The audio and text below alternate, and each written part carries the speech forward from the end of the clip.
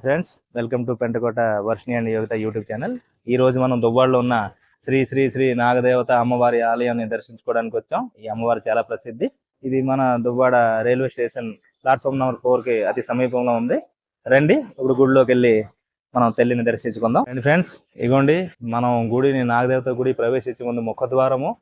ఈ ముఖద్వారం నిర్మాణానికి దాత గేడ కృష్ణారావు దంపతులు. ఇక్కడ చూడండి, ముందు మనం మంచినీటి కాలు కడుక్కోవడానికి ముందుగా ఇక్కడ ట్యాప్ ఉంది. చూడండి, ఇక్కడ మనకు కుడివైపు నుంచి చూస్తే తలనీలాలు ఇవ్వడానికి అక్కడ వేప చెట్టు కింద స్థలం ఉంది. కాబట్టి ఇప్పుడు ఈ ఫోటోలు అన్నీ ఉన్నాయి. రండి, ఇప్పుడు మనం మెట్లు ఎక్కి లోపలికి వెళ్దాం.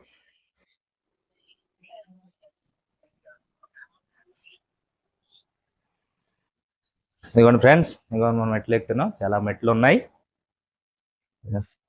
అన్నికి పసుపు కుంకుమ కూడా అంటించి ఉంది.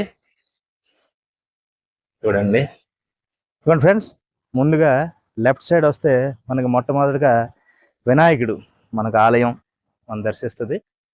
ఇదిగోండి, చూడండి ఎంత అద్భుతంగా ఉందో. దృశ్యం కూడా చాలా అద్భుతంగా ఉంది. రోడ్ నుంచి చాలా పైన ఉంది. చూడండి